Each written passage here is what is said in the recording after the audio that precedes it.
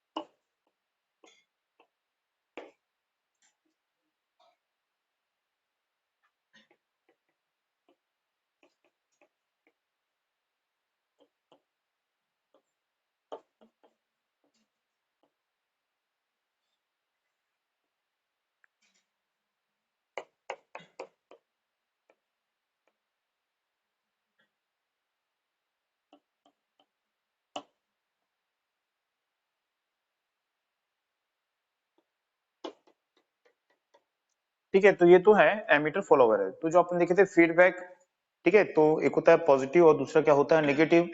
तो जो एम्पलीफायर होता है उस एम्पलीफायर में क्या करते हैं, नेगेटिव फीडबैक का यूज करते हैं। और फीडबैक भी अब बहुत प्रकार के होते हैं, है ना। करंट फीडबैक होता है, वोल्टेज फीडबैक होता है, अब पॉजिटिव करंट फीडबैक होता है, नेगेटिव करंट फीडबैक होता है, पॉजिटिव वोल्टेज नेगेटिव वोल्टेज, तो उतना सब अपन नहीं देख रहे हैं। तो यहाँ पे अपन देखेंगे कि जो एमीटर फॉलोवर होता है, इस एमीटर फॉलोवर को क्या बोलते हैं, नेगेटिव करंट फीडबैक एम्पलीफायर बोलते हैं। तो इसको बोलते हैं नेगेटिव करंट फीडबैक एम्पलीफायर।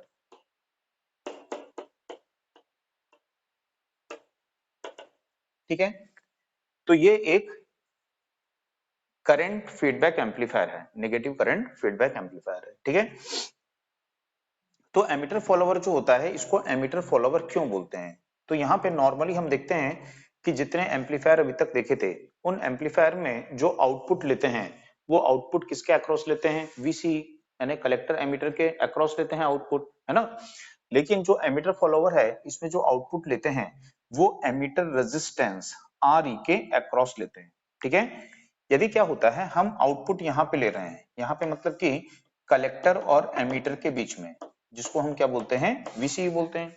ठीक है, तो जब हम इनपुट इस प्रकार से वेवफॉर्म देते हैं तो हमको पता है कि कॉमन एमिटर कनेक्शन में वीसीई का फेज कैसा होता है, 180 डिग्री आउट फेज होता है, पढ़ चुके हैं हम, है ना, कि कॉमन एमिटर कनेक्शन क्या करता है, 180 डिग्री फेज शिफ्ट करता है।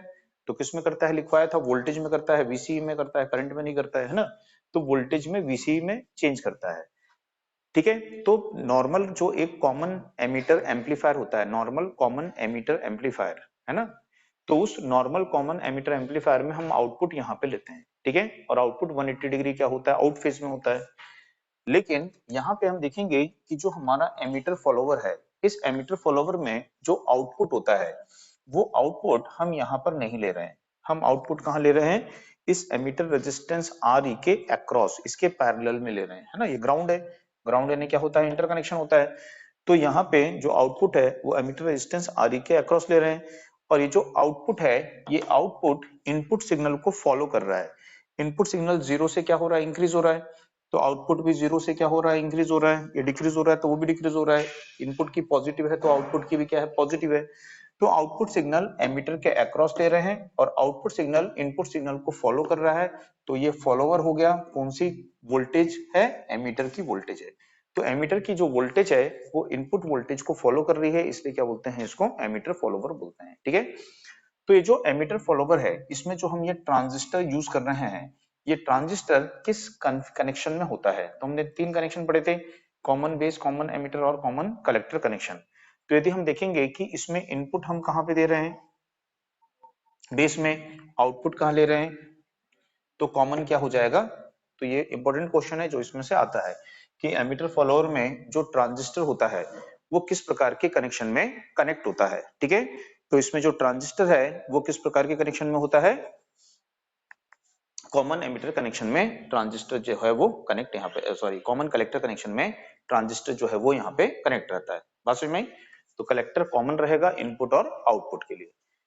दूसरा यहाँ पे जो ये एमीटर फॉलोअर है, जब इसमें हम नेगेटिव करंट फीडबैक का यूज करते हैं तो इसका जो इनपुट इंपेडेंस होता है वो इनपुट इंपेडेंस क्या होता है इसका हाई, इसका इनपुट इंपेडेंस क्या होगा हाई, और आउटपुट इंपेडेंस क्या होगा यहाँ पे ये लो होगा, है ना। नेगेटिव फीडबैक कल पढ़ रहे थे ना, तो नेगेटिव फीडबैक में क्या पढ़े थे कि नेगेटिव फीडबैक की क्या एडवांटेज होती है कि एक तो गेन में क्या होती है स्टेबिलिटी इंक्रीज हो जाती है, तो गेन कैसी हो जाती है वहां पे स्टेबल हो जाती है, ठीक है। आउटपुट में डिस्टॉर्शन क्या होता है रिड्यूस्ड हो जाता है, इनपुट इंपेडेंस इंक्रीज हो जाता है, आउटपुट इंपेडेंस डिक्रीज हो जाता है, और एम्पलीफायर की बैंडविड्थ क्या होती है इंक्रीज हो जाती है ना। ये नेगेटिव फीडबैक का एडवांटेज है। तो जब हम नेगेटिव करंट फीडबैक यूज करते हैं तो इसका इनपुट इंपेडेंस क्या होता है यहाँ पे हाई, और आउटपुट इंपेडेंस क्या होता है लो, तो ये इंपेडेंस मैचिंग कर सकता है। और इंपेडेंस मैचिंग आपको बताया था कॉमन कलेक्टर में कि इंपेडेंस मैचिंग के लिए क्या जरूरी होता है इनपुट इंपेडेंस हाई और आउटपुट इंपेडेंस लो होना। तो इसका आउटपुट इंपेडेंस लो है तो यहाँ पे हम क्या लगाते हैं स्पीकर, स्पीकर का इंपेडेंस भी क्या होता है लो, तो इंपेडेंस क्या हो जाएगा मैचिंग हो जाएगा, और इंपेडेंस मैचिंग के द्वारा क्या कर सकता है ये लोड को मैक्सिमम पावर ट्रांसफर कर सकता है, ठीक है। तो यहाँ पे इसकी जो करंट गेन होती है वो करंट गेन कैसी होती है हाई, और वोल्टेज गेन क्या होती है इसकी 1 या 1 से स्लाइटली क्या होती है लेस होती है, ठीक है। तो वोल्टेज गेन 1 या स्लाइटली लेस देन 1 होती है, और करंट गेन इसकी क्या होती है वेरी हाई होती है। तो जब हमको हाई करंट गेन चाहिए, ठीक है, और हमको इंपेडेंस मैचिंग भी करवाना है तो वहां पर किसका यूज किया जाता है एमीटर फॉलोवर का यूज करते हैं, ठीक है। तो जहां पे इंपेडेंस मैचिंग करते हैं तो उसको क्या बोलते हैं बफर एम्पलीफायर, तो एज ए बफर एम्पलीफायर इसका यूज किया जाता है, ठीक है ना। तो इसमें नोट करिएगा, इसमें लिखिएगा यह एक यह एक निगेटिव करंट फीडबैक एम्पलीफायर है, यह एक निगेटिव करंट फीडबैक एम्पलीफायर है। नेक्स्ट की इसमें आउटपुट इसमें आउटपुट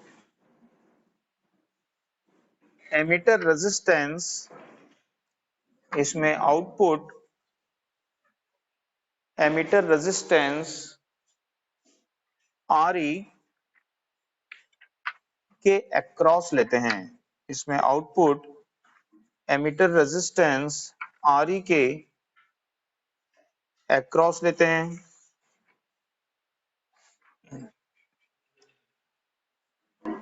एंड आउटपुट सिग्नल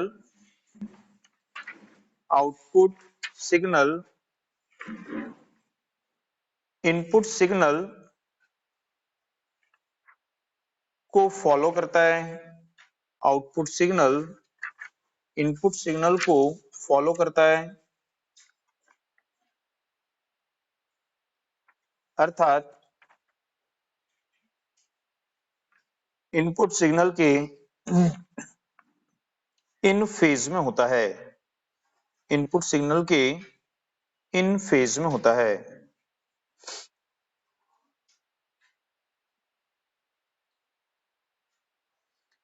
इसलिए इसे एमीटर फॉलोवर कहते हैं, इसलिए इसे एमीटर फॉलोवर कहते हैं।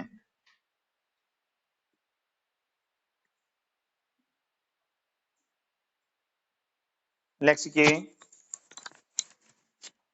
इसकी current gain and power gain, इसकी current gain and power gain high होती है। नेक्स्ट की इसकी वोल्टेज गेन लेस देन 1 होती है, इसकी वोल्टेज गेन लेस देन 1 होती है। नेक्स्ट की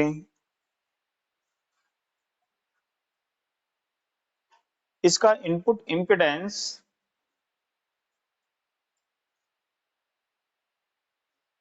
very high and output impedance low होता है, एंड आउटपुट इम्पिडेंस लो होता है, आउटपुट इम्पिडेंस लो होता है। नेक्स्ट के अतः ये अतः ये इम्पिडेंस मैचिंग अतः ये इम्पिडेंस मैचिंग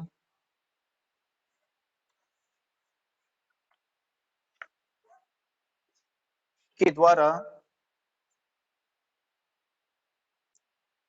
लोड को मैक्सिमम पावर ट्रांसफर करता है।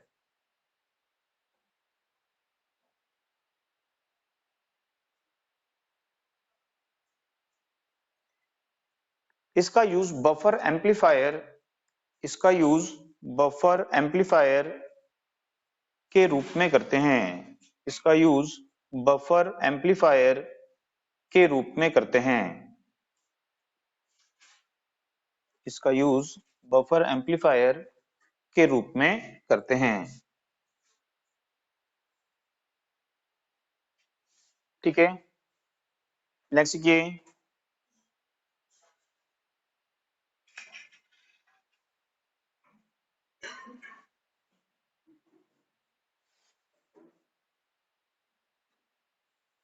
इसमें ट्रांजिस्टर कॉमन कलेक्टर कनेक्शन में कनेक्ट रहता है। इसमें ट्रांजिस्टर कॉमन कलेक्टर कनेक्शन में कनेक्ट होता है। ठीक है, तो याद रखिए इसमें ट्रांजिस्टर जो है वो कौन से कनेक्शन में कनेक्ट है, कॉमन कलेक्टर कनेक्शन में कनेक्ट है।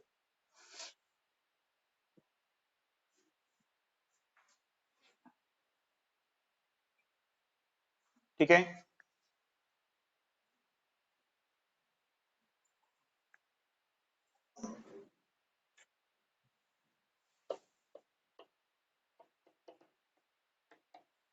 एक होता है डार्लिंगटन एम्पलीफायर।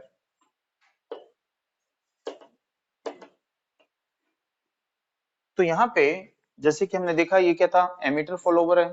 ठीक है, तो एमीटर फॉलोवर की जो करंट गेन है वो कैसी होती है, हाई करंट गेन होती है। ठीक है, तो जब हमको हाई करंट गेन चाहिए, वेरी हाई करंट गेन चाहिए, ठीक है, तो वहां पे हम क्या कर सकते हैं, तो वहां पर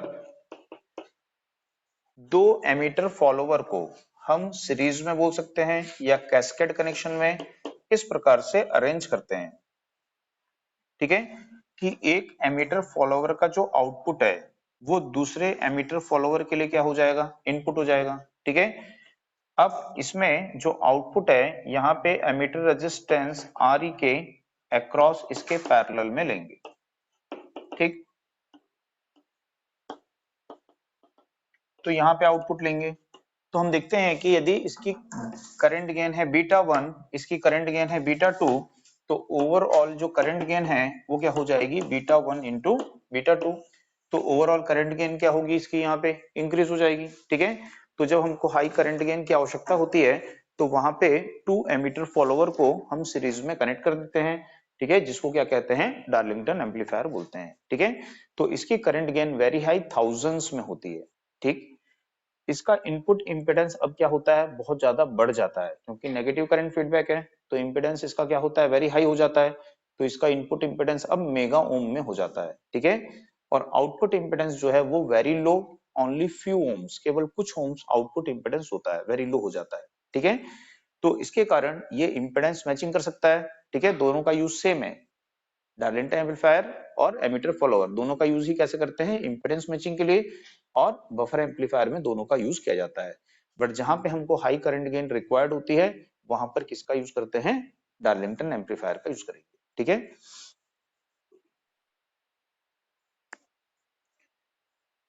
तो इसमें लिखिए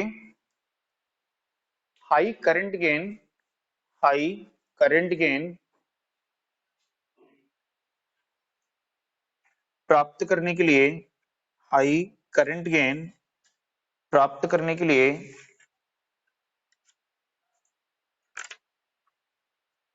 टू एमीटर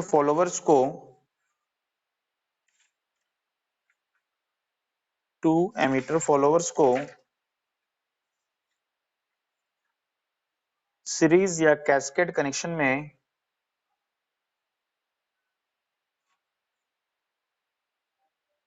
कनेक्ट करते हैं,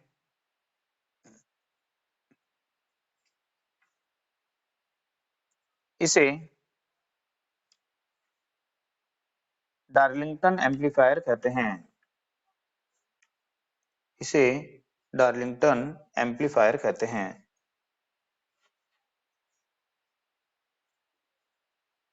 नेक्स्ट देखिए, इसकी करंट गेन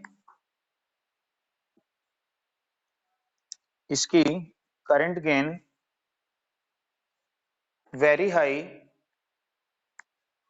इसकी करंट गेन वेरी हाई,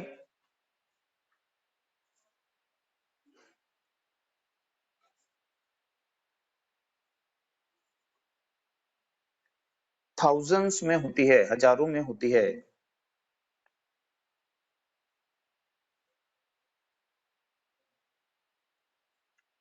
इसकी वोल्टेज गेन लेस देन 1 होती है। इसकी वोल्टेज गेन लेस देन 1 होती है। इसकी वोल्टेज गेन लेस देन 1 होती है। नेक्स्ट देखिए, इसका इनपुट इम्पीडेंस वेरी हाई, इसका इनपुट इम्पीडेंस वेरी हाई,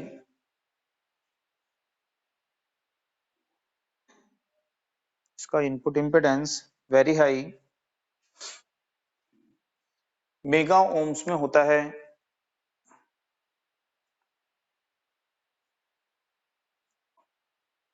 इसका आउटपुट इम्पीडेंस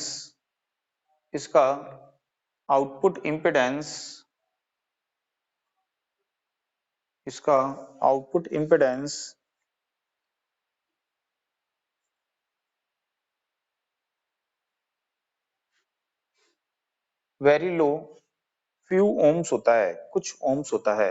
इसका output impedance very low, few ohms, कुछ ओम्स होता है।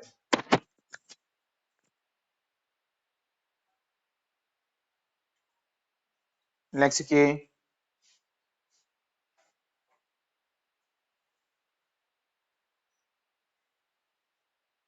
यह इम्पीडेंस मैचिंग के लिए एक आइडल सर्किट होता है। यह इम्पीडेंस मैचिंग के लिए एक आइडल सर्किट होता है।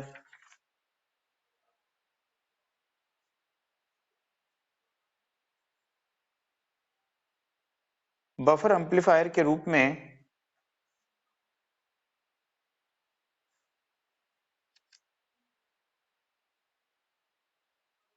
इसका यूज करते हैं।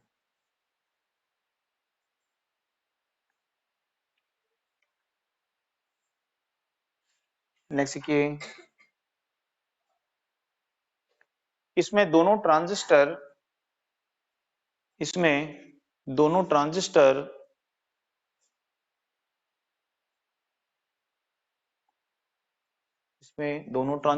कॉमन कलेक्टर कनेक्शन में कनेक्ट रहते हैं, कॉमन कलेक्टर कनेक्शन में कनेक्ट होते हैं।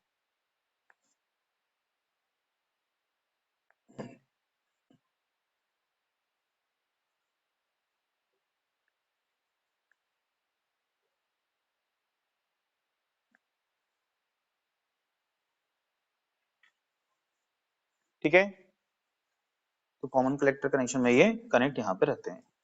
अब इसके बाद में देखेंगे इसमें ट्यून एम्पलीफायर, ट्यून्ड एम्पलीफायर। तो इसमें से बहुत रेयर क्वेश्चन आते हैं, कभी कभार आते हैं, है ना। जो ट्यून्ड एम्पलीफायर है, ट्यून्ड एम्पलीफायर किसे कहते हैं? तो जो नैरो बैंड फ्रीक्वेंसी के सिग्नल्स को क्या करता है, एम्पलीफाई करता है ना। ये कैसा एम्पलीफायर होता है? तो ये एक रेडियो फ्रीक्वेंसी एम्पलीफायर होता है। तो ट्यून्ड एम्पलीफायर कैसा एम्पलीफायर होता है?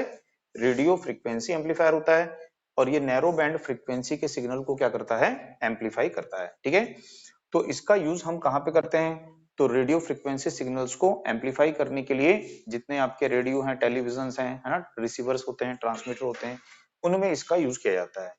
तो यदि हम देखेंगे कि ये जो एम्पलीफायर होता है इसमें कलेक्टर लोड की प्लेस पर हम कलेक्टर लोड आरसी यानी रेजिस्टेंस का यूज वहां पे नहीं करते हैं। यहाँ पे किसका यूज करते हैं? हम ट्यून सर्किट यानी कि टैंक सर्किट का यूज करते हैं। और टैंक सर्किट या ट्यून सर्किट क्या होता है? ये पैरेलल एलसी सर्किट होता है। तो ये जो पैरेलल एलसी सर्किट होता है ये पैरेलल रेजोनेंस पर क्या होता है? वर्क करता है। तो यदि पूछेगा कि ट्यून्ड एम्पलीफायर किस प्रिंसिपल पे वर्क करता है, तो ये पैरेलल रेजोनेंस के प्रिंसिपल पर यहाँ पे वर्क करता है। ठीक है, तो पैरेलल रेजोनेंस सब पढ़ चुके हो आप लोग।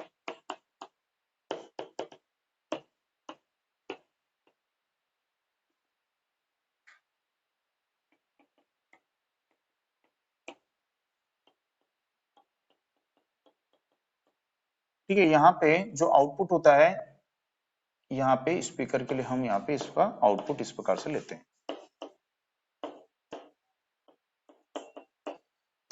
ठीक है, तो यहाँ पे क्या होता है? डिफरेंट फ्रीक्वेंसीज के सिग्नल आएंगे, अलग अलग फ्रीक्वेंसी के सिग्नल आ रहे हैं। तो ये क्या करेगा? हर एक फ्रीक्वेंसी के सिग्नल्स को एम्पलीफाई करके आउटपुट में नहीं देगा। ये क्या करेगा? एक नैरो बैंड फ्रीक्वेंसी के सिग्नल्स को क्या करेगा? एम्पलीफाई करेगा। ठीक है, तो नैरो बैंड फ्रीक्वेंसी कल आपको बताया था, क्लास सी ऑपरेशन बताया था ना, कि क्लास सी ऑपरेशन में क्या होता है? तो क्लास सी ऑपरेशन में देखेंगे कि यहाँ पे ये कौन सी फ्रीक्वेंसी है? रेजोनेंस फ्रीक्वेंसी है। ठीक है, तो इससे हम क्या करेंगे? एक lower frequency, lower cut off frequency, और दूसरा क्या लेते हैं हम? यहाँ पे एक हायर कट ऑफ फ्रीक्वेंसी लेते हैं। ठीक है, तो यहाँ पे ये जो है पैरेलल रेजोनेंस पे वर्क करेगा। तो पैरेलल रेजोनेंस की कंडीशन में, ठीक है, जिस फ्रीक्वेंसी के सिग्नल पर ये सर्किट क्या होगा? पैरेलल रेजोनेंस की कंडीशन में आएगा और हाई इंपेडेंस क्या करेगा? ऑफर करेगा, है ना। पैरेलल रेजोनेंस की कंडीशन में अपन पढ़ते हैं कि जो इंपेडेंस होता है उसको क्या बोलते हैं? हम उसका डायनामिक इंपेडेंस। ठीक है, और वो क्या होता है? L by C R. Unit क्या होती है इसकी? ओम होती है। तो ये पैरेलल सर्किट का क्या होता है? इंपेडेंस। और पैरेलल रेजोनेंस में इंपेडेंस की वैल्यू क्या होती है? हाई होती है। ठीक है, तो जिस फ्रीक्वेंसी के सिग्नल पर ये क्या होगा? पैरेलल रेजोनेंस की कंडीशन में आएगा, हाई इंपेडेंस ऑफर करेगा, उस फ्रीक्वेंसी के सिग्नल्स को एम्पलीफाई करके आउटपुट में देगा। ठीक है, तो वो तो रेजोनेंस फ्रीक्वेंसी हो जाएगी, और उससे हम क्या करेंगे? Lower and upper cut off frequency को सेलेक्ट करेंगे। ठीक है, तो यहाँ पे देखेंगे कि इसकी जो बैंडविड्थ होगी वो कैसी होगी? वेरी नैरो बैंडविड्थ होगी। तो नैरो फ्रीक्वेंसी रेंज को क्या करता है? ये सेलेक्ट करता है और सेलेक्ट करके उस सिग्नल को एम्पलीफाई करता है। तो इस प्रकार का जो एम्पलीफायर है उसको क्या बोलते हैं? यहाँ पे ट्यून्ड एम्पलीफायर बोलते हैं। आई बात समझ में सबको? तो इसमें नोट करिएगा, इसमें लिखिएगा, वह एम्पलीफायर जो नैरो बैंड फ्रीक्वेंसी के सिग्नल को, नैरो बैंड फ्रीक्वेंसी के सिग्नल को एम्पलीफाई करके, नैरो बैंड फ्रीक्वेंसी के सिग्नल को एम्पलीफाई करके आउटपुट में देता है, एम्पलीफाई करके आउटपुट में देता है, ट्यून एम्पलीफायर कहलाता है, ट्यून एम्पलीफायर कहलाता है।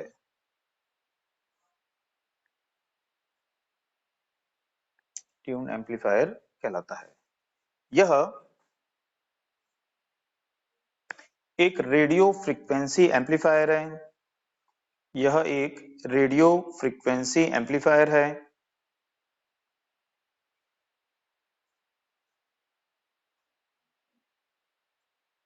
नेक्स्ट, यह पैरेलल रेजोनेंस के प्रिंसिपल पर वर्क करता है।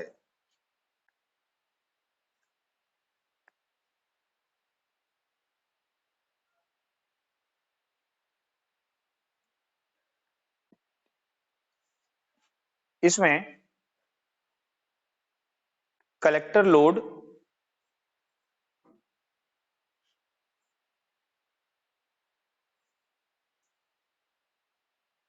LC पैरेलल सर्किट अर्थात ट्यून्ड सर्किट होता है।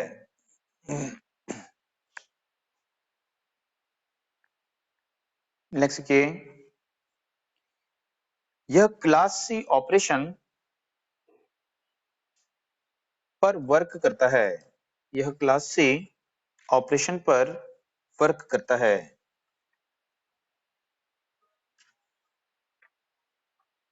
नेक्स्ट के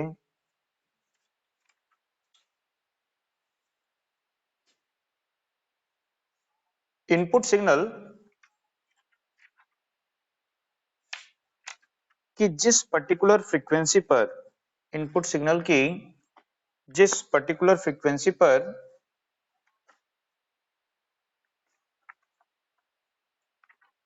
ट्यून सर्किट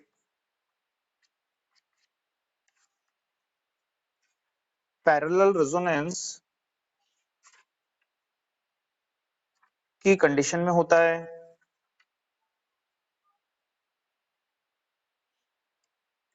और हाई इंपेडेंस ऑफर करता है,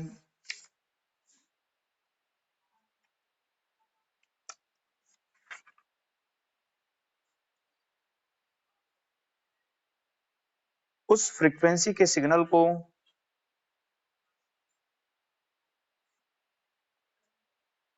यह एम्पलीफाई करता है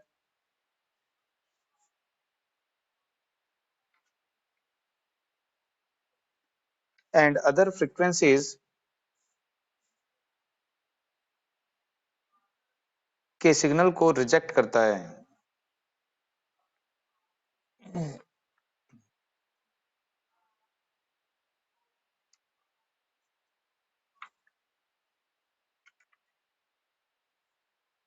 ठीक है, इसकी एडवांटेज लिखिए। इसकी एडवांटेज क्या होती है?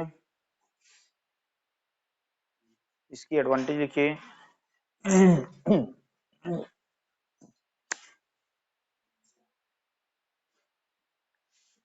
फर्स्ट के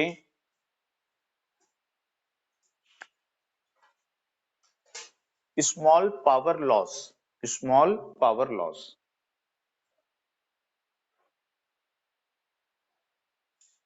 तो स्मॉल पावर लॉस का मतलब होता है कि नॉर्मल जो एम्पलीफायर होते हैं उनमें हम क्या लगाते हैं, यहाँ पे आरसी लगाते हैं। आरसी लगाते हैं तो ये क्या है, रेजिस्टेंस है, और रेजिस्टेंस क्या करता है, पावर लॉस करता है। ठीक है, बट यहाँ पे हम रेजिस्टेंस को यूज नहीं कर रहे हैं, उसके प्लेस पर हम किसका यूज कर रहे हैं, एलसी नेटवर्क का। तो एल और सी जो है इंडक्टर कैपेसिटर है ना, ये पावर कंज्यूम नहीं करते हैं। तो यहाँ पे जो पावर लॉस है वो पावर लॉस क्या होती है, रिड्यूस्ड हो जाती है। तो इस पावर लॉस क्या होगा, इसमें कम होगा। ठीक है, सेकंड लिखिए high selectivity. High selectivity, selectivity अपन पढ़े थे।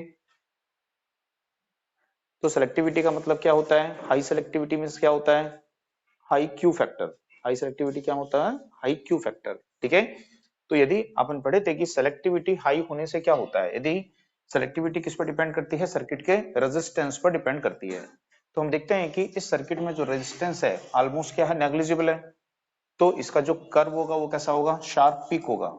और शार्प पिक होगा तो इसकी बैंडविड्थ कैसी होगी, नैरो होगी। तो नैरो बैंडविड्थ मतलब क्या होता है, हाई सेलेक्टिविटी। ठीक है, तो यदि स्मॉल रेंज ऑफ फ्रीक्वेंसी को एम्पलीफायर सेलेक्ट करके एम्पलीफाई करता है तो उसको क्या बोलते हैं, उसकी सेलेक्टिविटी क्या है, हाई है। यदि इसका बैंडविड्थ, इसका जो कर्व है वो ऐसा बनता है ना, फ्रीक्वेंसी जो कर्व है इसका इस प्रकार से बनता, रेजोनेंस कर्व, और इसकी सेलेक्टिविटी फिर हम देखते हैं तो इसकी सेलेक्टिविटी ऐसी होती। ठीक है, तो इस फ्रीक्वेंसी रेंज को सिलेक्ट करता, तो हायर फ्रीक्वेंसी रेंज को सिलेक्ट कर रहा है तो उसकी सेलेक्टिविटी क्या हो जाएगी, पुअर हो जाएगी। तो जो स्मॉल रेंज ऑफ फ्रीक्वेंसी को सिलेक्ट करता है उसकी सेलेक्टिविटी क्या होती है, हाई होती है। ठीक है, तो इसकी सेलेक्टिविटी क्या रहेगी, हाई। हाई सेलेक्टिविटी मींस क्या होता है, हाई क्यू फैक्टर, है ना। तो यदि क्यू फैक्टर हाई है तो सेलेक्टिविटी भी क्या होती है, हाई। तो ये जो है एल और सी का क्यू फैक्टर हाई कब होता है, जब इनमें रेजिस्टेंस की वैल्यू क्या होती है, नेग्लिजिबल होती है ना। पावर जो एनर्जी स्टोर्ड क्या होती है, ज्यादा होती है कंपेरिजन टू डिसिपेशन, है ना। क्यू फैक्टर क्या होता है, energy stored upon energy dissipated पर cycle.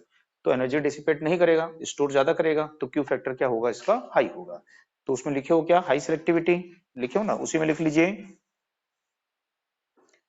High Q factor, high Q factor means high selectivity, high Q factor means high selectivity. ठीक है, तो क्यू फैक्टर भी क्या होता है इसका, हाई होता है। नेक्स्ट के small collector supply voltage, small collector supply voltage. तो जो कलेक्टर है ना, जो कलेक्टर है यहाँ पे, ठीक है, इसमें जो हम सप्लाई वोल्टेज देंगे वो वोल्टेज यहाँ पे ड्रॉप नहीं करेगी, है ना, यहाँ पे ड्रॉप नहीं करेगी, क्योंकि इनकी एनर्जी क्या होते रहती है, सर्कुलेट होते रहती है ना। तो यहाँ पे हमको कलेक्टर में क्या करना पड़ेगा, स्मॉल सप्लाई वोल्टेज वहां पे देनी पड़ेगी। तो ये इसकी यहाँ पे एडवांटेज होती है। यूज कहाँ पे करते हैं, तो यूज लिख लीजिए इसका, इसका use radio receiver and, radio receiver मतलब क्या होता है, रेडियो फ्रीक्वेंसी को जो रिसीव करता है ना उसको रेडियो रिसीवर बोलते हैं। इसका use radio receiver and transmitter में करते हैं, इसका use radio receiver and transmitter में करते हैं।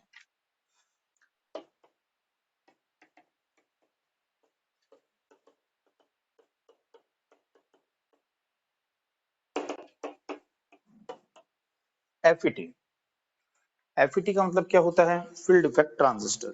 ठीक है, तो एफईटी का मतलब होता है फील्ड इफेक्ट ट्रांजिस्टर।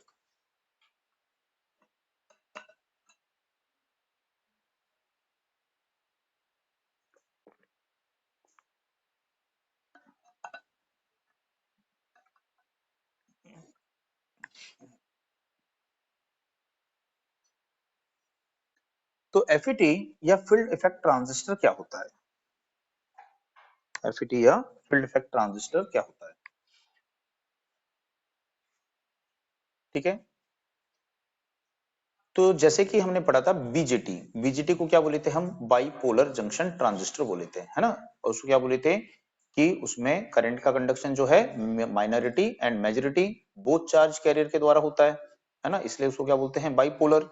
ठीक है, और वो कैसा डिवाइस होता है, करंट कंट्रोल करंट सोर्स होता है या करंट डिपेंडेंट करंट सोर्स होता है, क्योंकि उसकी जो आउटपुट करंट होती है, ठीक है, वो किस पर डिपेंड करती है, इनपुट करंट पर डिपेंड करती है। इनपुट करंट है ये कांस्टेंट है, ठीक है, तो आउटपुट करंट जो है वो किस पर डिपेंड करती है, इनपुट करंट पे।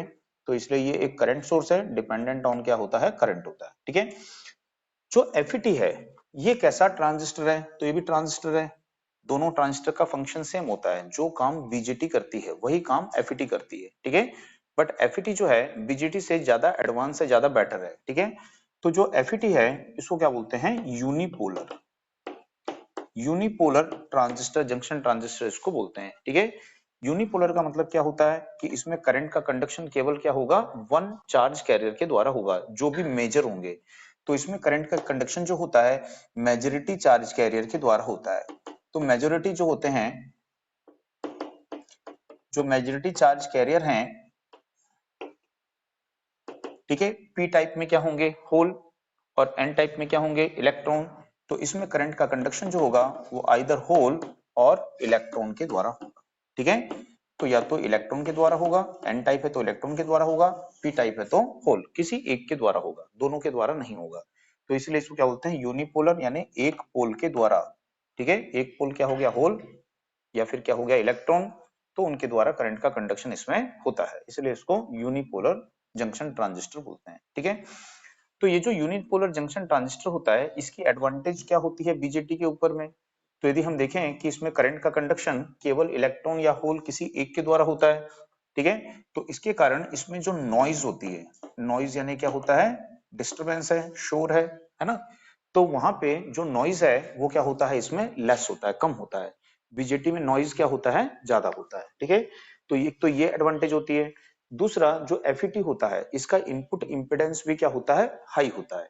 एफईटी का इनपुट इंपेडेंस क्या होता है, हाई होता है। ठीक है, तो इसका जो इनपुट इंपेडेंस है वो किसमें होता है, मेगा ओम्स में होता है। ठीक है, तो जो एफईटी है ये कैसा डिवाइस होता है, तो इसको हम बोल सकते हैं कि ये वोल्टेज कंट्रोल डिवाइस है। कैसा डिवाइस है ये? वोल्टेज कंट्रोल डिवाइस है। तो इसको हम बोल सकते हैं कि ये वोल्टेज कंट्रोल करंट सोर्स है।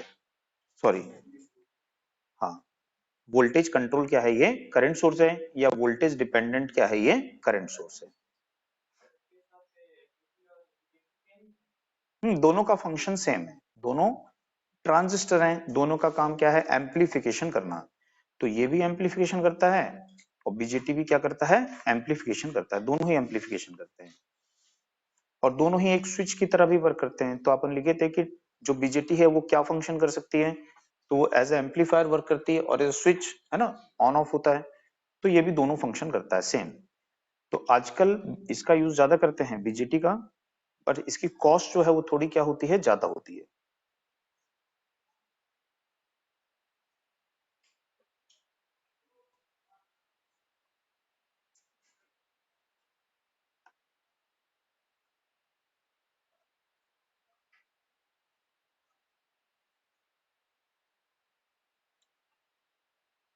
ठीक है, तो इसकी कॉस्ट जो है वो थोड़ी ज्यादा रहेगी। अब इसका जो टाइप्स होते हैं, है ना, इसमें जो टाइप्स होते हैं, एक होता है जेएफईटी। जेएफईटी यानी जंक्शन फील्ड इफेक्ट ट्रांजिस्टर, ठीक है। और दूसरा होता है MOSFET, metal oxide semiconductor field effect transistor, या उसी को आईजीएफईटी भी बोलते हैं, insulated gate bipolar junction transistor बोलते हैं, ठीक है। तो पहले इसमें नोट करिए, फिर आगे इसमें देखते हैं। ठीक है, इसमें लिखिएगा, इसमें नोट करिए।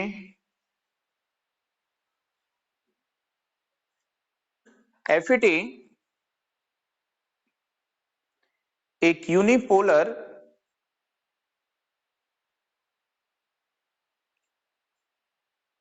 डिवाइस है।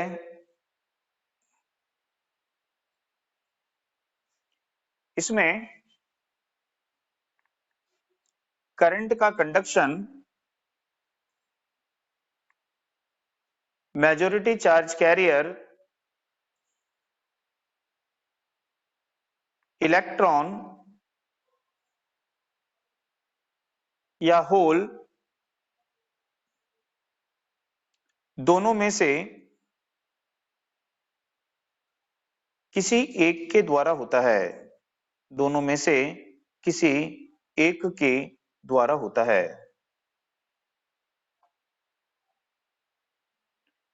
नेक्स्ट लिखिए, एफईटी एक वोल्टेज कंट्रोल डिवाइस है। इसे वोल्टेज कंट्रोल करंट सोर्स या वोल्टेज डिपेंडेंट करंट सोर्स कहते हैं। वोल्टेज कंट्रोल करंट सोर्स या वोल्टेज डिपेंडेंट करंट सोर्स कहते हैं।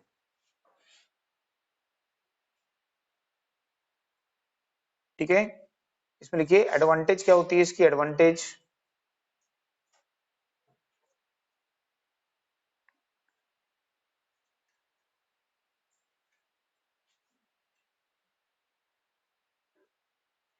इसमें करंट का कंडक्शन, इसमें करंट का conduction only majority charge carrier के द्वारा होने के कारण, इसमें करंट का conduction only majority charge carrier के द्वारा होने के कारण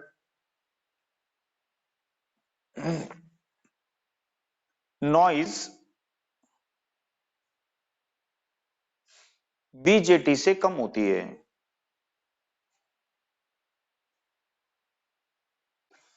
तो इसमें जो नॉइज है वो बीजेटी से कम होती है। नेक्स्ट के,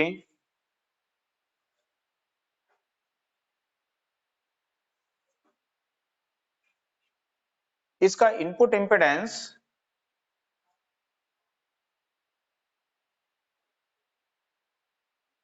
वेरी हाई मेगा ओम्स में होता है। इसका input impedance very high mega ohms में होता है।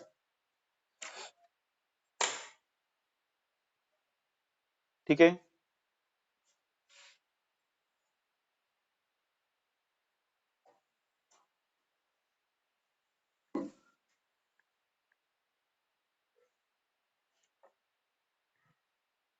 अब इसके बाद में इसके लिखते हैं टाइप्स।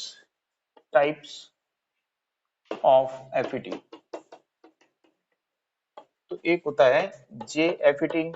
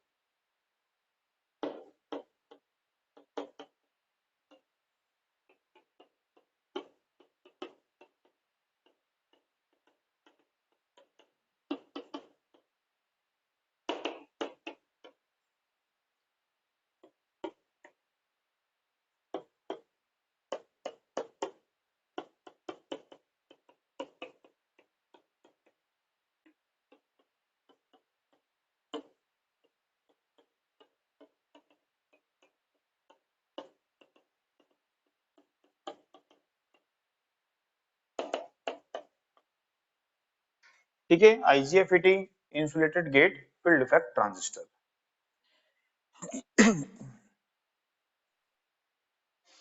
ठीक है, तो यहां पे सबसे पहले देखते हैं JFET, junction field effect transistor.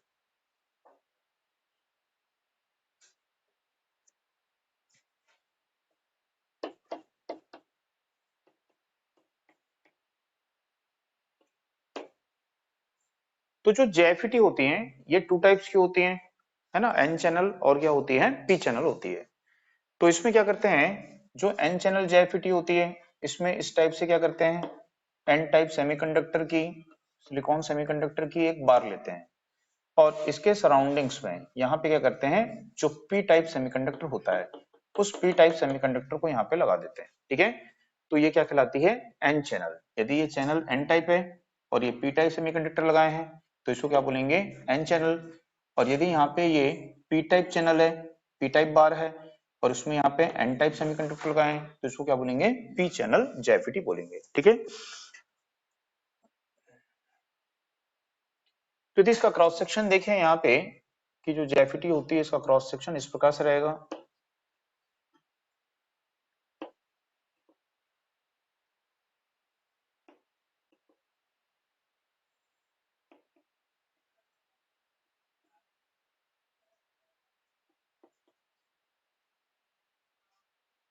ठीक है, ये एल्यूमिनियम की प्लेट होती है, ये सेमीकंडक्टर है, ये एल्यूमिनियम की प्लेट है, कनेक्शन निकालने के लिए एल्यूमिनियम प्लेट का यूज करते हैं।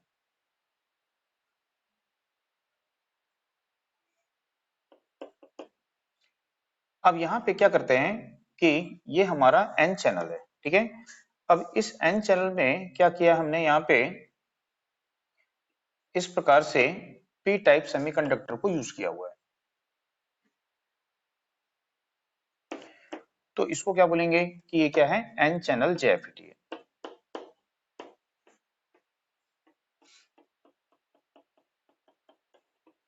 अब इसमें यहाँ पे एन चैनल में पी टाइप सेमीकंडक्टर हो गए। अब इस चैनल के बोथ एंड से क्या करेंगे, यहाँ पे टू टर्मिनल्स निकालेंगे। एक टर्मिनल्स को बोलेंगे यहाँ पे सोर्स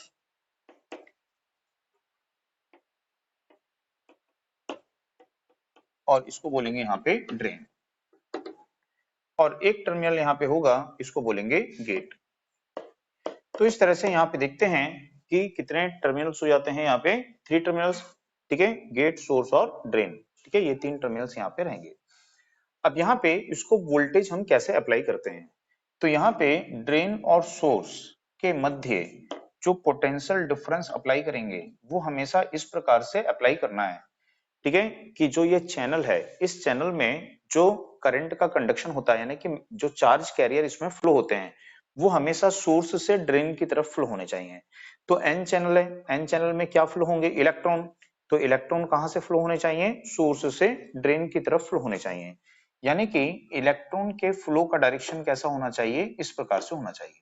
तो यदि इलेक्ट्रॉन ऐसे फ्लो होंगे तो आपको यहाँ पे नेगेटिव वोल्टेज देनी पड़ेगी, ठीक है, और यहाँ पे क्या देना पड़ेगा, आपको पॉजिटिव वोल्टेज देनी पड़ेगी। तो इसको बोलते हैं वीडीएस, ड्रेन सोर्स वोल्टेज इसको बोलते हैं, ठीक है। अब यहाँ पे तो इसकी वोल्टेज समझ में आ गई कि वीडीएस को कैसे अप्लाई करना है, जिससे कि चार्ज कैरियर कहां से फ्लो होनी चाहिए, सोर्स से ड्रेन की तरफ।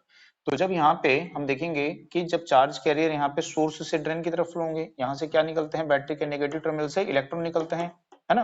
तो ये इलेक्ट्रॉन ऐसे आएंगे यहाँ पे और इलेक्ट्रॉन इसमें फ्लो होंगे, इलेक्ट्रॉन फिर यहाँ से निकलेंगे और इलेक्ट्रॉन अपने सोर्स में एंटर करेंगे, ठीक।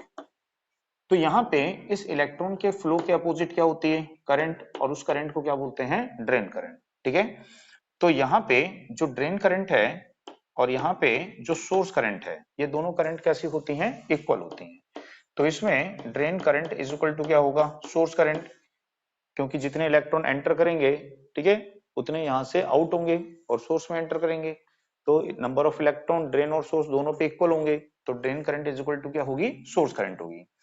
अब ये जो चैनल होता है, इस चैनल की करंट को क्या करते हैं हम यहाँ पे कंट्रोल करते हैं। तो इस चैनल की करंट को हम कैसे कंट्रोल करेंगे, तो उसके लिए इसका जो गेट होता है, इसके गेट पर क्या करते हैं हम यहाँ पे नेगेटिव वोल्टेज यानी रिवर्स वोल्टेज अप्लाई करते हैं, ठीक है।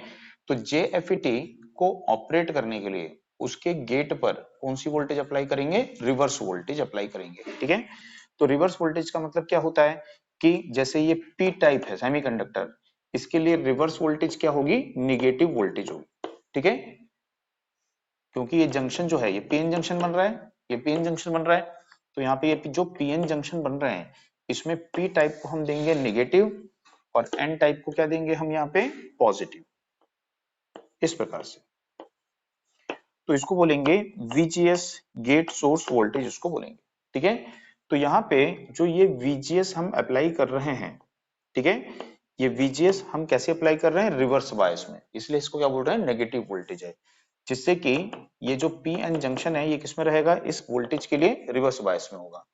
यदि ये पी चैनल होता तो यहाँ पे क्या होता, एन टाइप सेमीकंडक्टर, तो उसको क्या देते, पॉजिटिव वोल्टेज देते, वो उसके लिए रिवर्स वोल्टेज होती।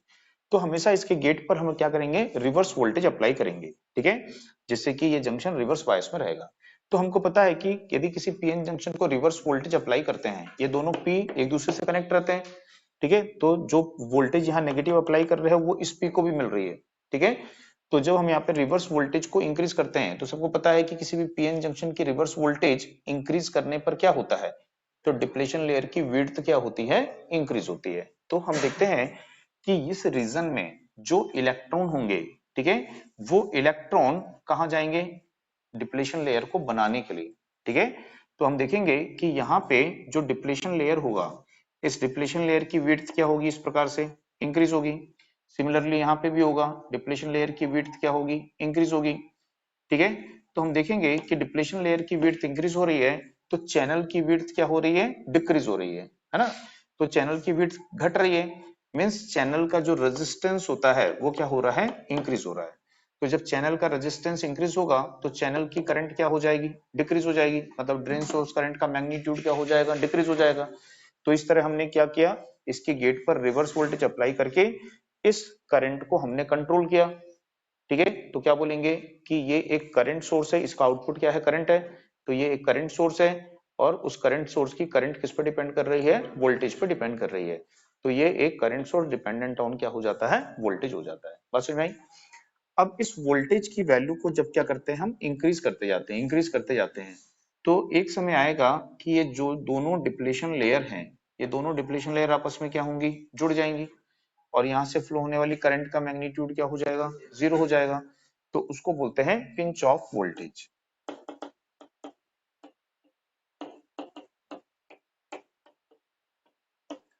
ठीक है। तो पिंच ऑफ वोल्टेज इसको यहाँ पे बोला जाता है। तो ये जो पिंच ऑफ वोल्टेज है, तो वो कौन सी वोल्टेज है, वीजीएस है।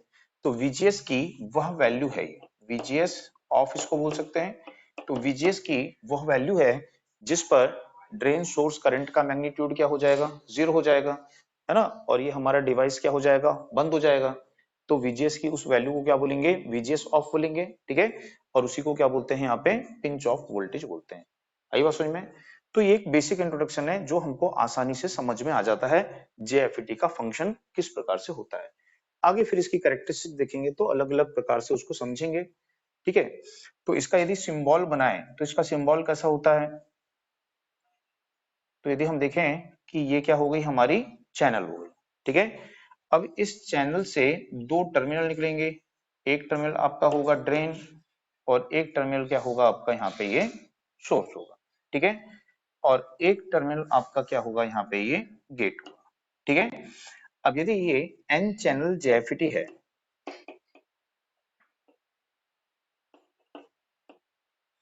तो इसके गेट पे जो करंट का डायरेक्शन होगा वो क्या शो करेंगे हम यहाँ पे,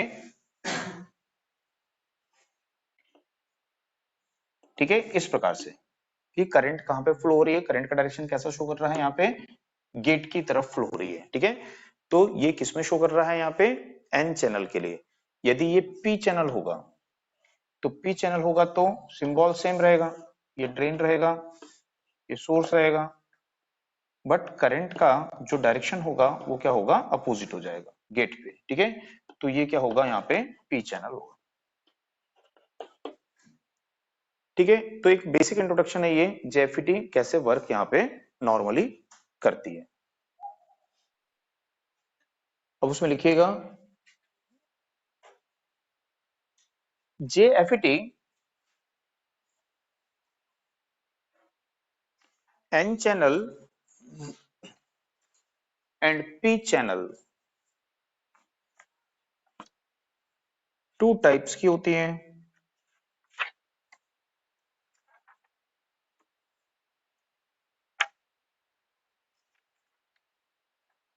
नेक्स्ट की N चैनल JFET में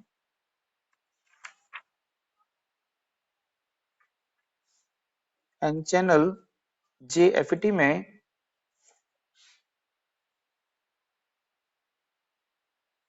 N type silicon, N channel JFET में N टाइप सिलिकॉन सेमीकंडक्टर बार, N टाइप सिलिकॉन सेमीकंडक्टर बार में heavily doped P type semiconductor layer लगाते हैं। इससे एक टर्मिनल गेट निकालते हैं, इससे एक टर्मिनल गेट निकालते हैं। नेक्स्ट देखिए JFET में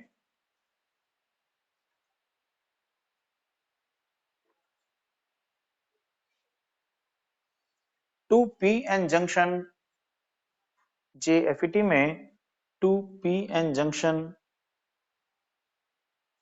and three terminals gate source and drain होते हैं, गेट सोर्स एंड ड्रेन होते हैं, ठीक है। नेक्स्ट देखिए JFET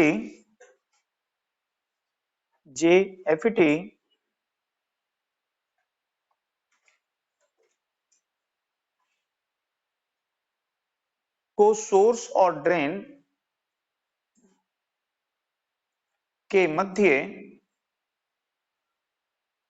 वोल्टेज VGS VDS ना VDS इस प्रकार अप्लाई करते हैं, VDS इस प्रकार अप्लाई करते हैं जिससे कि करंट का कंडक्शन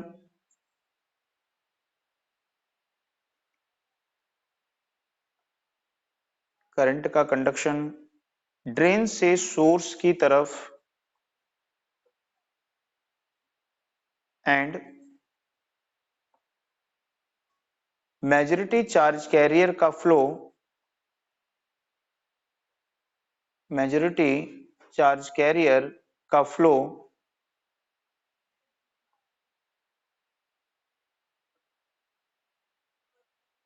सोर्स से ड्रेन की तरफ रहे, सोर्स से ड्रेन की तरफ रहे। ठीक है, नेक्स्ट लिखिए, इसके गेट पर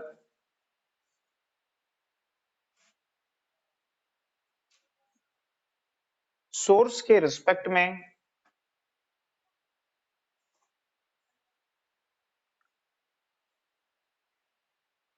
always reverse voltage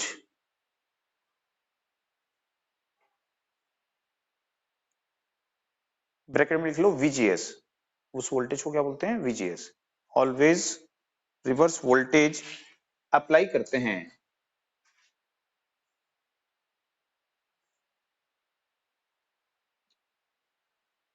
reverse voltage increase करने पर, रिवर्स वोल्टेज इंक्रीज करने पर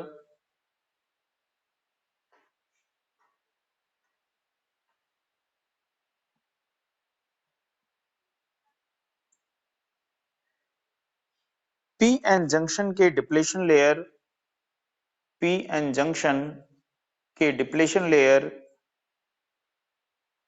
की विड्थ, चौड़ाई इंक्रीज होती है।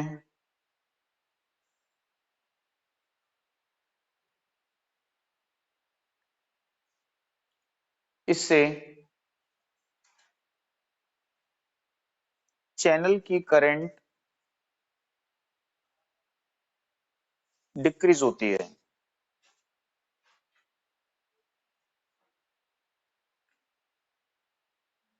चैनल की करंट डिक्रीज होती है। पैराग्राफ चेंज करके लिखिए, इस प्रकार, इस प्रकार इसके गेट पर रिवर्स वोल्टेज अप्लाई करके, इस प्रकार इसके गेट पर रिवर्स, इस प्रकार इसके गेट पर रिवर्स वोल्टेज अप्लाई करके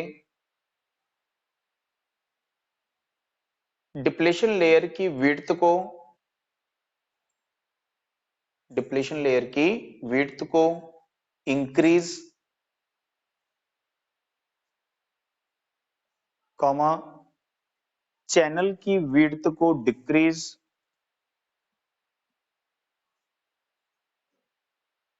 करते हैं।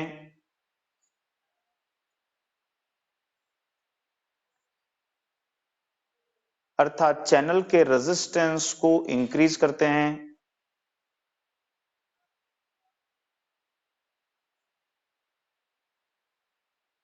चैनल के रेजिस्टेंस को इंक्रीज करते हैं एंड चैनल की करंट को डिक्रीज करते हैं, चैनल की करंट को डिक्रीज करते हैं। इसलिए इसे वोल्टेज डिपेंडेंट करंट सोर्स कहते हैं।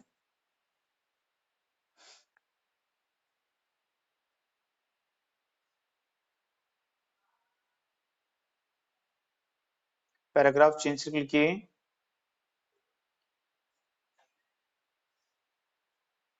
VGS की वैल्यू इंक्रीज करने पर, VGS gate source voltage, VGS की वैल्यू इंक्रीज करने पर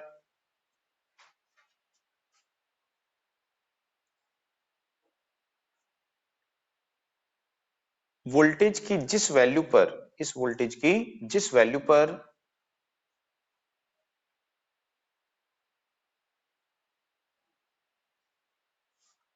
डिप्लेशन लेयर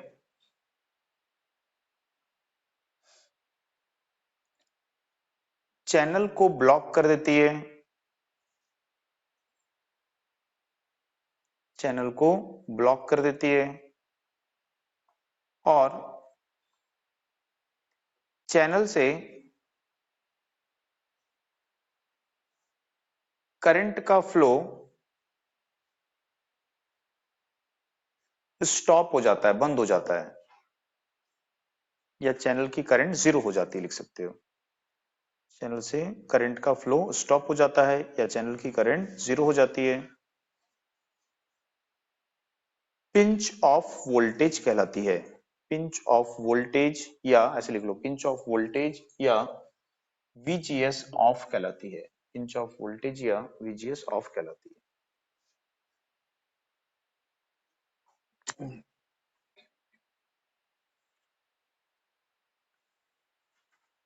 ठीक है, अब इसके बाद में इसकी देखेंगे यहाँ पे करेक्टरिस्टिक्स ऑफ जेएफईटी। तो इसमें देखेंगे, इसमें इसकी आउटपुट करेक्टरिस्टिक्स या ड्रेन करेक्टरिस्टिक्स। ठीक है,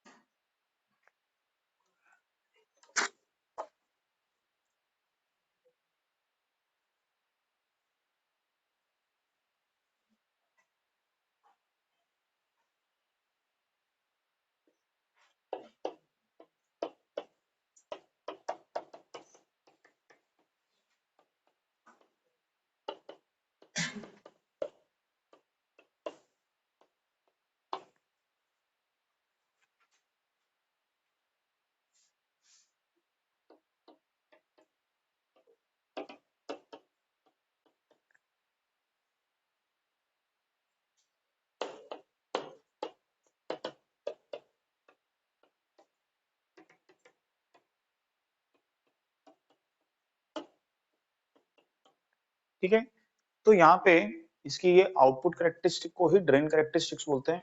ठीक है, तो आउटपुट करेक्टरिस्टिक्स में एक होती है drain characteristics with shorted gate. तो यहाँ पे ड्रेन करेक्टरिस्टिक देखेंगे जिसमें हमने गेट को क्या हुआ होता है, शॉर्ट करके रखते हैं। ठीक है,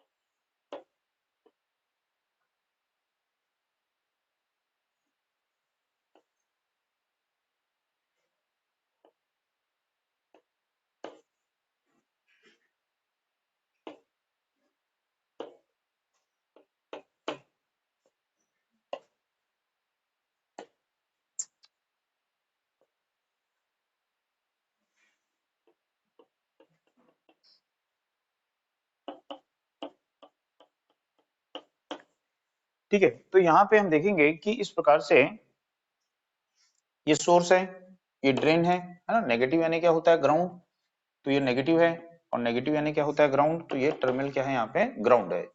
ठीक है, और ड्रेन और सोर्स के मध्य हम क्या करेंगे, यहाँ पे वोल्टेज अप्लाई करेंगे, और वो कौन सी वोल्टेज है, वीडीएस, ड्रेन सोर्स वोल्टेज है। अभी यहाँ पे हमने गेट को क्या किया हुआ है, शॉर्ट किया हुआ है। किसके साथ शॉर्ट किया हुआ होता है, सोर्स के, यानी कि यहाँ पे जो गेट वोल्टेज है वीजी, ठीक है, या वीजीएस बोल सकते हो, तो ये वीजीएस जो है वो कितनी है, यहाँ पे 0 वोल्ट है। तो वीजीएस की वैल्यू यहाँ पे क्या है, 0 वोल्ट है ना। वीजीएस को 0 वोल्ट रखे हैं, और वीजीएस को 0 रख के हम क्या कर रहे हैं, यहाँ पे वीडीएस अप्लाई कर रहे हैं।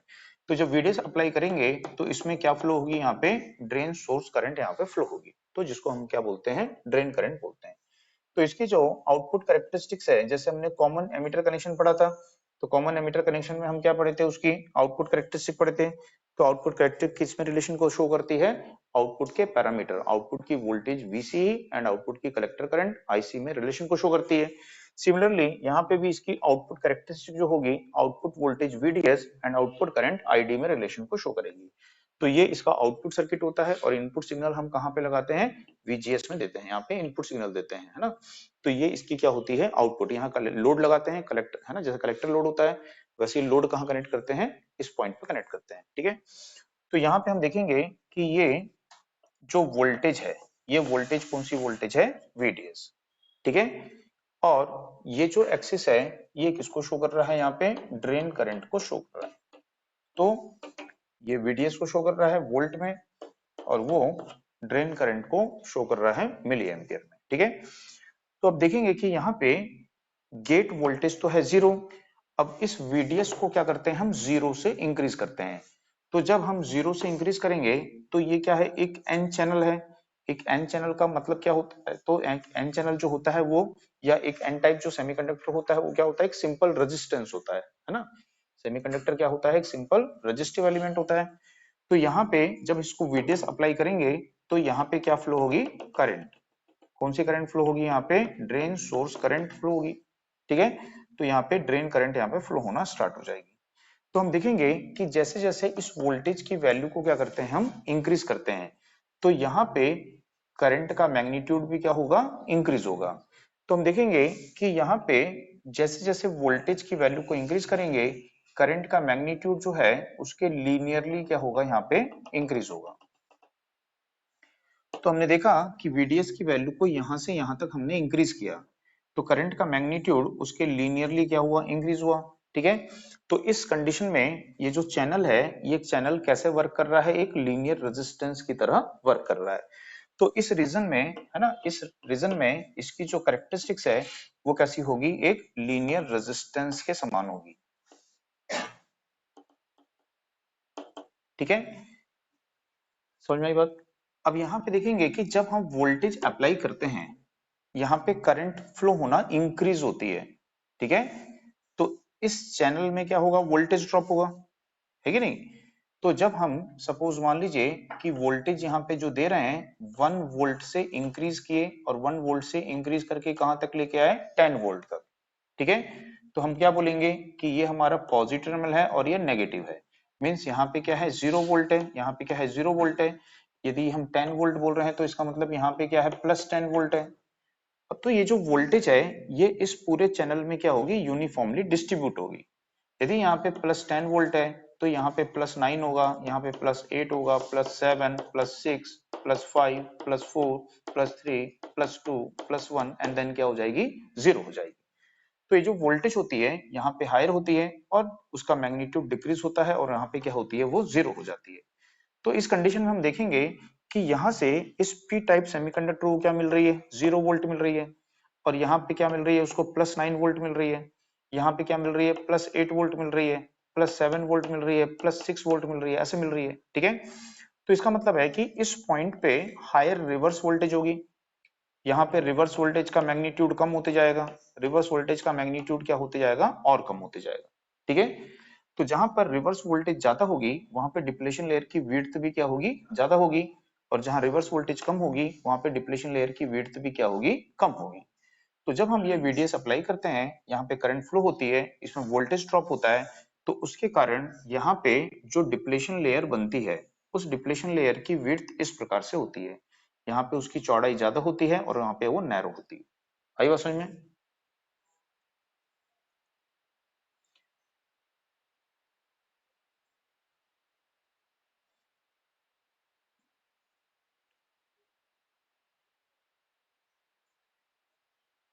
तो इस तरह से जो डिप्लेशन लेयर है, डिप्लेशन लेयर यहाँ पे फॉर्म होती है।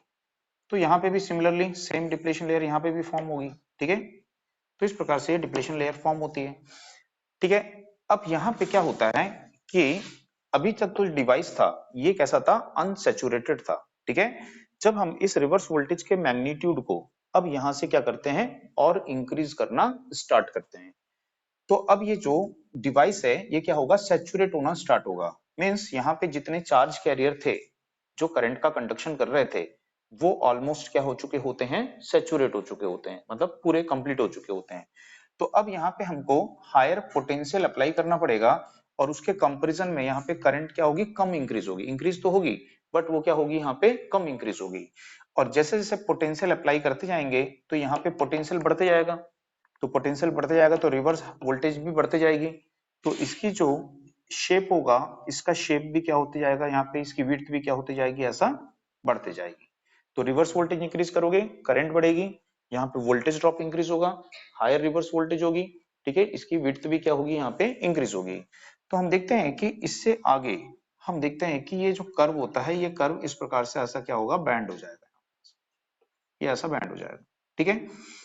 तो यहां से यहां तक हमने VDS अप्लाई किया, तो यहां से यहां तक जब हमने VDS अप्लाई किया, ठीक है, तो अब ज्यादा वोल्टेज अप्लाई करने पर करंट में क्या हुआ, स्मॉल चेंज हुआ, करंट में क्या हुआ, स्मॉल चेंज हुआ, ठीक है।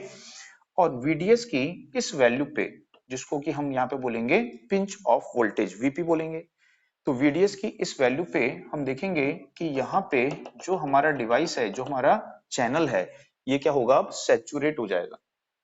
बात समझ में आई? तो जब ये सैचुरेट हो जाएगा, तो अब यदि हम VDS को इससे आगे इंक्रीज करेंगे, तो अब करंट का मैग्नीट्यूड इंक्रीज नहीं होगा, करंट क्या हो जाएगी, यहाँ पे कांस्टेंट हो जाएगी, करंट क्या हो जाएगी, यहाँ पे कांस्टेंट हो जाएगी। तो यहाँ पे हम देखेंगे, ठीक है, ये जो VDS की वैल्यू है, जिस VDS की जिस वैल्यू पे ड्रेन सोर्स करंट क्या हो जाती है, कांस्टेंट हो जाती है, ठीक है, उस वोल्टेज को तो बोलते हैं पिंच ऑफ वोल्टेज, ठीक है। और इस समय जो ड्रेन में करंट फ्लो हो रही है, उसको बोलते हैं IDSS। IDSS का मतलब होता है ड्रेन सोर्स सैचुरेशन करंट, ठीक है, कि ड्रेन और सोर्स क्या हो चुके हैं, सैचुरेट हो चुके हैं, और उस समय वहां पर इतने मैग्नीट्यूड की करंट फ्लो हो रही है, तो उसको क्या बोलेंगे, ड्रेन सोर्स सैचुरेशन करंट बोलेंगे। आ गई बात समझ में? ठीक है, तो इस रीजन में जो इसकी कैरेक्टरिस्टिक्स होती है, उसको क्या बोलते हैं, inverse square law, inverse square law, ठीक है। तो इस समय ये इनवर्स स्क्वायर लॉ को फॉलो करती है। अब यहां पे हम देखेंगे कि ये क्या हो जाती है, कांस्टेंट हो जाती है। क्या कांस्टेंट हो जाती है, ड्रेन करंट, ठीक है। बात समझ में आ रही है? तो अभी हम थोड़ी देर पहले पिंच ऑफ वोल्टेज पढ़े थे, उसमें क्या पढ़े थे कि ये दोनों जुड़ जाते हैं और ड्रेन करंट क्या हो जाती है, जीरो हो जाती है, तो उसको क्या बोलते हैं, पिंच ऑफ वोल्टेज, ठीक है। लेकिन ड्रेन की आउटपुट कैरेक्टरिस्टिक्स हमको अब दूसरी तरह से पिंच ऑफ वोल्टेज को डिफाइन कर रही है कि पिंच ऑफ वोल्टेज क्या है। तो VDS की वह वैल्यू है जिस पर ड्रेन और सोर्स सैचुरेट हो जाते हैं और यहाँ पे कांस्टेंट मैग्नीट्यूड की करंट फ्लो होती है, ठीक है, जिसको हम क्या बोलते हैं, IDSS, drain source saturation current. और उस वोल्टेज को पिंच ऑफ वोल्टेज बोलते हैं जिसपे IDSS फ्लो होती है, कांस्टेंट मैग्नीट्यूड की करंट फ्लो होती है, ठीक है। तो यहाँ पे देखेंगे इस पॉइंट से लेके यहाँ पे एक है VDS मैक्सिमम, VDS मैक्सिमम, ठीक है। यहां से देखेंगे VDS की एक मैक्सिमम वैल्यू है, उससे ज्यादा आप VDS अप्लाई नहीं कर सकते है ना, हर एक डिवाइस की क्या होती है, वोल्टेज रेटिंग होती है, उससे ज्यादा वोल्टेज अप्लाई नहीं कर सकते हो। तो यहाँ पे VDS की एक मैक्सिमम वैल्यू होगी जिससे कि आप ज्यादा वोल्टेज उसको अप्लाई नहीं कर सकते हो। तो पिंच ऑफ वोल्टेज से लेके VDS तक, ठीक है, करंट का मैग्नीट्यूड क्या रहेगा, यहाँ पे कांस्टेंट रहेगा, कांस्टेंट मैग्नीट्यूड की करंट फ्लो होगी। और इसी को हम यहाँ पे क्या बोलते हैं, तो इसी को बोलते हैं एक्टिव रीजन, या इसी को क्या बोलते हैं, पिंच ऑफ रीजन इसको बोलते हैं, ठीक है। तो जब हम एक JFET को एम्पलीफायर की तरह यूज करते हैं, तो उसको हम इसी रीजन में ऑपरेट कराते हैं। जैसे हमने पढ़ा था ट्रांजिस्टर में, BJT में, कि उसको जब हम एक एम्पलीफायर की तरह ऑपरेट करते हैं तो कौन से रीजन में ऑपरेट कराते हैं, एक्टिव रीजन में। तो वैसे ही यहाँ पे भी ये एक्टिव रीजन है, जब ये एक एम्पलीफायर की तरह वर्क करती है तो इस रीजन में वर्क करती है। तो यहाँ पे ये एक कैसे सोर्स की तरह वर्क कर रही है, कांस्टेंट करंट सोर्स है ना, करंट का मैग्नीट्यूड क्या है, कांस्टेंट है। तो VP से लेके VDS मैक्सिमम तक ये एक कांस्टेंट करंट सोर्स की तरह क्या करती है, वर्क करती है, ठीक है। तो इसको अपन बोलेंगे यहाँ पे पिंच ऑफ, ठीक है। और इसको सैचुरेशन भी बोल रहा है, सैचुरेशन रीजन, या इसी को एक्टिव रीजन भी बोलते हैं, ठीक। अब यहाँ पे VDS की क्या है, ये मैक्सिमम वैल्यू है। यदि हम VDS को, ठीक है, उस मैक्सिमम वैल्यू से एक्सीड करते हैं, उससे ज्यादा बढ़ा देते हैं, तो क्या होगा, तो VDS जो आप एक मैक्सिमम वैल्यू से बढ़ाओगे तो वो VDS के कारण यहाँ पे क्या होगा, हाई पॉजिटिव पोटेंशियल होगा, ठीक है। और यहाँ से क्या मिल रहा है इसको, जीरो पोटेंशियल। तो यहाँ पे जो पोटेंशियल डिफरेंस होगा वो क्या होगा, वेरी हाई हो जाएगा। तो जो रिवर्स बायस डिप्लेशन लेयर है वो क्या हो जाएगी, पंचर हो जाएगी। और पंचर होगी तो अब करंट जो पहले यहां से फ्लो हो रही थी अब वो इस शॉर्ट सर्किट से यहां से फ्लो होगी। जो करंट थी अब वो क्या हो जाएगी, शॉर्ट सर्किट हो जाएगा। तो शॉर्ट सर्किट से वो यहां से फ्लो होगी, ठीक है। तो ये जो रिवर्स बायस डिप्रेशन लेयर है वो पंचर हो जाएगी और जेएफईटी क्या होगी, अपनी डैमेज हो जाएगी, खराब हो जाएगी, ठीक है। तो यहाँ पे इस VDS से यदि हम ज्यादा अप्लाई करते हैं तो क्या हो जाएगा, ये ब्रेक डाउन हो जाएगा। तो इसको क्या बोलेंगे, ब्रेक डाउन रीजन बोलेंगे। आई बात समझ में। तो ये कहलाता है इसका ब्रेकडाउन रीजन। तो ब्रेकडाउन रीजन में वोल्टेज तो कांस्टेंट रहती है लेकिन करंट क्या होती है, इंक्रीज होती है। तो इसको क्या बोलते हैं, यहाँ पे कांस्टेंट वोल्टेज सोर्स इसको बोलते हैं, ठीक है। ब्रेकडाउन रीजन में कैसे बिहेव करती है, constant voltage source. Pinch off region में constant current source, initially linear resistance, and यहाँ पे जो कर्व टर्न ले रहा है और IDSS तक ये कैसे वर्क करती है, इनवर्स स्क्वायर लॉ की तरह वर्क करती है, ठीक है।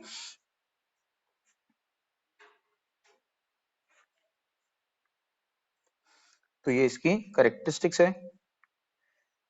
जहां पे भी कोई भी कर्व जो है टर्न लेता है उसको क्या बोलते हैं हम, नी पॉइंट। तो इसको क्या बोल सकते हो आप, नी पॉइंट। नी पॉइंट आपको हर एक कर्व में मिलेगा। जो भी कर्व जहां से टर्न लेना स्टार्ट करता है उसको क्या बोला जाता है, नी पॉइंट बोलते हैं, ठीक है। और ये हमको कब मिल रही है, जब हमने यहाँ पे क्या रखा हुआ है, VGS की वैल्यू क्या रखी हुई है, जीरो रखी है ना। गेट सोर्स वोल्टेज क्या है हमारी, जीरो। तो ये कर्व हमने कब प्लॉट किया है, जब हमारी VGS क्या है, जीरो। तो IDSS की वैल्यू जो है VGS जीरो पे है।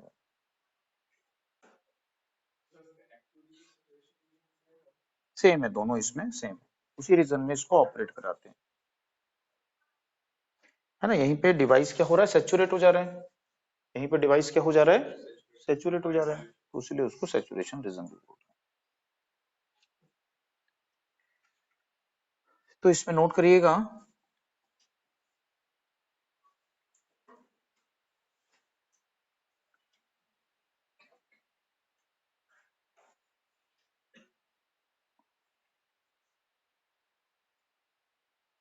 यह करेक्टरिस्टिक्स, यह करेक्टरिस्टिक्स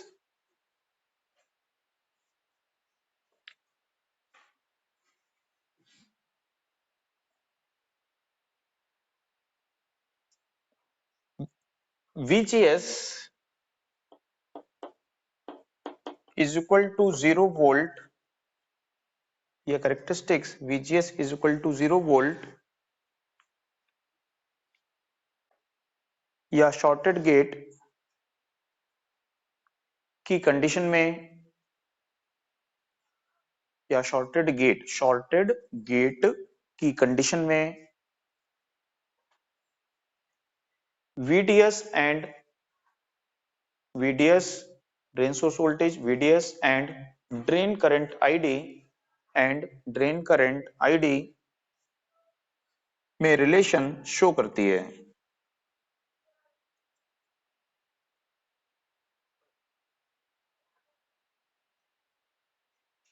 नेक्स्ट के VDS की वैल्यू, VDS की वैल्यू जीरो से इंक्रीज करने पर, VDS की वैल्यू जीरो से इंक्रीज करने पर ड्रेन करंट ID,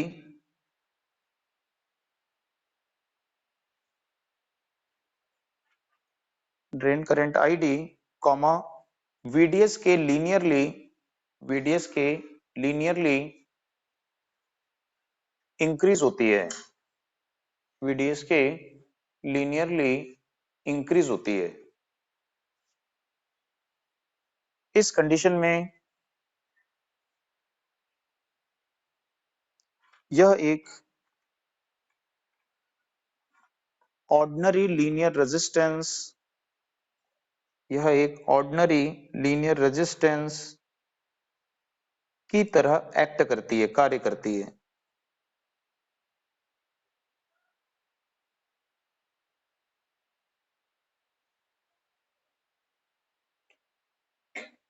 नेक्स्ट के नी पॉइंट पर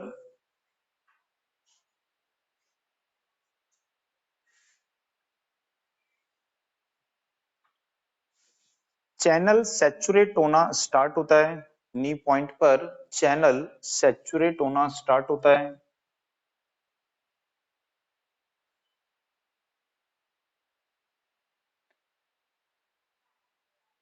और वीडीएस की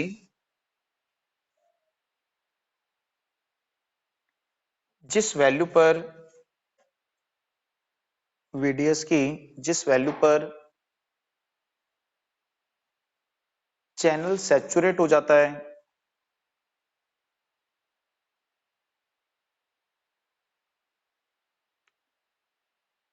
उसे पिंच ऑफ वोल्टेज कहते हैं। पिंच ऑफ वोल्टेज वीपी कहते हैं। पिंच ऑफ वोल्टेज वीपी कहते हैं।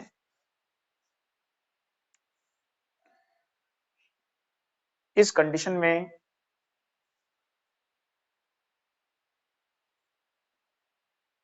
Characteristics inverse square law follow करती है।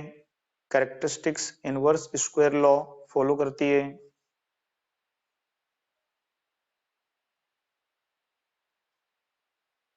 एंड ड्रेन करंट कांस्टेंट हो जाती है।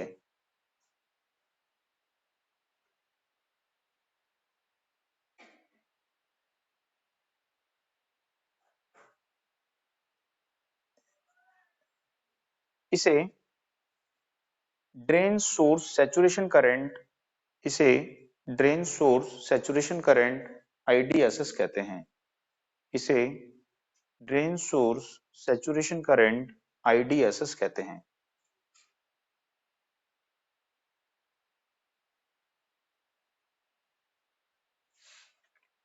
नेक्स्ट ये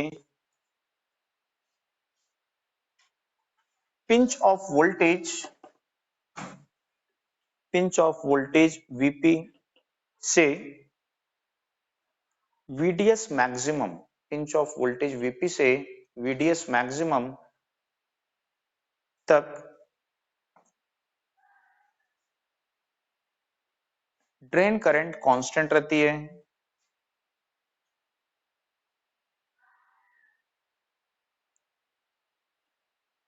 इसे पिंच ऑफ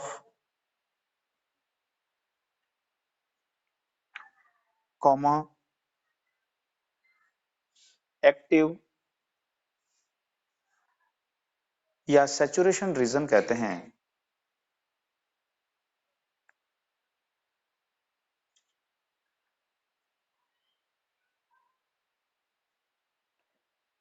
इसी रीजन में जेएफईटी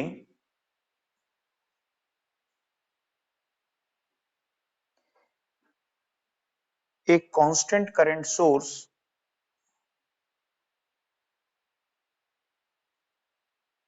की तरह एक्ट करती है। इस रीजन में जेएफईटी एक कांस्टेंट करंट सोर्स की तरह एक्ट करती है।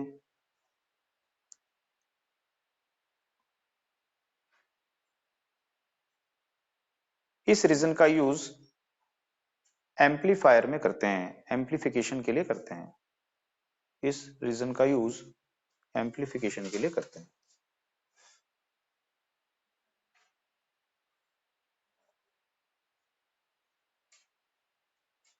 ठीक है। नेक्स्ट ये VDS maximum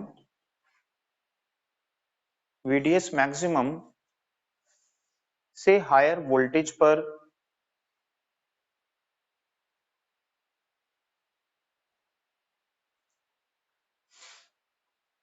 reverse bias depletion layer VDS maximum से हायर वोल्टेज पर है ना, वीडीएस मैक्सिमम इससे हायर वोल्टेज पर reverse bias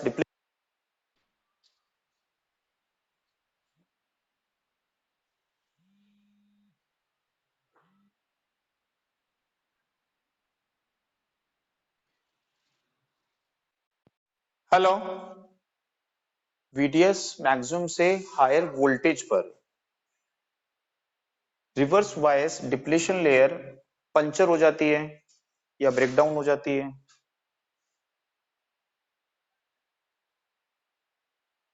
heavy current flow होती है।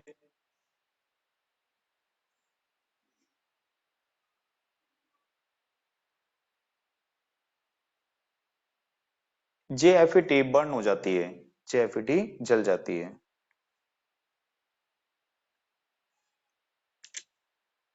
इसे ब्रेकडाउन रीजन कहते हैं, इसे ब्रेकडाउन रीजन कहते हैं।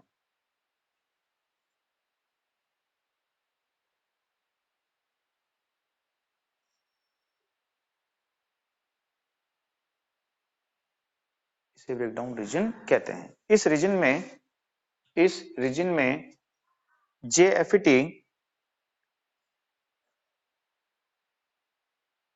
एक कांस्टेंट वोल्टेज सोर्स की तरह एक्ट करती है, कांस्टेंट वोल्टेज सोर्स की तरह एक्ट करती है।